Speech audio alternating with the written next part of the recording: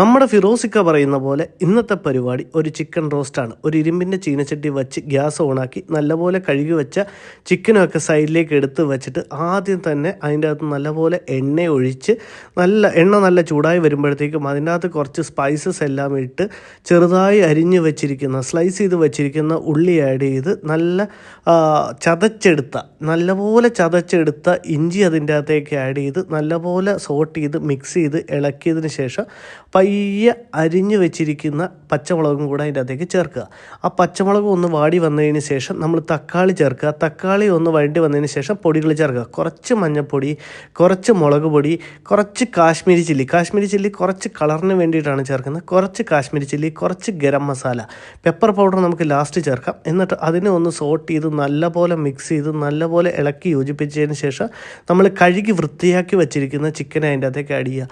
ആ ചിക്കനെ ആഡ് ചെയ്ത് നല്ലപോലെ മിക്സ് ചെയ്ത് നല്ലപോലെ സോട്ട് ചെയ്തതിന് ശേഷം അതിൻ്റെ അകത്തേക്ക് കുറച്ച് ആ ഒരു ചിക്കൻ വേവാനുള്ള കുറച്ച് വെള്ളം ഒഴിച്ച് വയ്ക്കുക. എന്നിട്ട് സൈഡിൽ നമ്മളുടെ ഗിരീഷ് പുത്തഞ്ചേരിയുടെ പാട്ട് റൺ ചെയ്യുന്നുണ്ട്. ചിക്കൻ കറി ഗിരീഷ് പുത്തഞ്ചേരി എന്താ അന്തസ്. നല്ലപോലെ ആ വെള്ളമൊക്കെ ഒന്ന് വറ്റി വരുമ്പോൾ അതിൻ്റെ അകത്തേക്ക് കുറച്ച് ഗരം മസാലയും ആഡ് ചെയ്ത് കുറച്ച് പെപ്പർ പൗഡറാണ് ഈ ഒരു ചിക്കൻ റോസ്റ്റിൻ്റെ മെയിൻ സാധനം. ആ പെപ്പർ പൗഡർ തീർന്ന് 2 സ്പൂൺ അഡ്ജസ്റ്റ് ചെയ്തിട്ടെന്നേ ഉള്ളൂ. അതും കൂടി ഇട്ട് നല്ലപോലെ കുറച്ച് എണ്ണയും കൂടെ, കുറച്ച് ഡ്രൈ ആയതുകൊണ്ട് ഞാൻ കുറച്ച് എണ്ണയും കൂടെ ഒഴിക്കുന്നുണ്ട്. നല്ലപോലെ മിക്സ് ചെയ്ത് കുറച്ച് സമയം നമുക്ക് ഇതിനു വേണ്ടി സ്പെൻഡ് ചെയ്യേണ്ടി വരും. ആ എണ്ണ അല്ലെങ്കിൽ വെള്ളം ഇതെല്ലാം ഒന്ന് വറ്റി ഒന്ന് സെറ്റാവുന്നവരെ ഈ കളർ ആവുന്നവരെ നല്ലപോലെ വഴറ്റി ആ ചിക്കനെ ഒന്ന് സെറ്റാക്കി എടുക്കുക. ഇപ്പോൾ ആ കളർ കണ്ടില്ല, മണമെന്ന് പറഞ്ഞാൽ മോനെ നിൽക്കാൻ വയ്യാത്ത മണവും അടിപൊളി. ഞാൻ ഇതിൻ്റെ ഇടയ്ക്ക് ടേസ്റ്റൊക്കെ നോക്കി സെറ്റാണോ എന്ന് നോക്കിയിട്ടുണ്ട്. നല്ല സൂപ്പറായിട്ട് കുറച്ച് നേരം കൂടെ നമ്മളിട്ട് അതിനെ ഒന്ന് റോസ്റ്റാക്കിയതിന് ശേഷം നമ്മൾ മല്ലിയില അതിൻ്റെ അകത്തേക്ക് അരിഞ്ഞിടുക. ആ മല്ലിയില നല്ലപോലെ ചെറുതായിട്ട് അരിഞ്ഞിട്ട് അതിനെ ഒന്ന് ജസ്റ്റ് ഒന്ന് മിക്സ് ചെയ്യുക.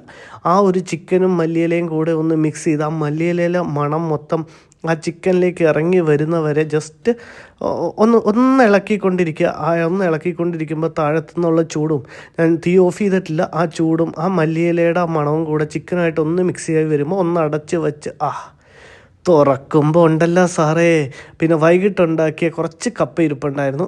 അപ്പോൾ അത് നമ്മളുടെ ടേസ്റ്റിംഗ് സെറിമണി മെയിൻ ആണല്ലോ. കപ്പ എടുത്ത് കുറച്ച് ചിക്കനും ഒരു 2 പീസ് ചിക്കനും ടേസ്റ്റിംഗ് മാത്രമാണ് എടുത്ത് വെച്ച് ചൂട് കൊണ്ട് ഒരു രക്ഷയില്ലേ.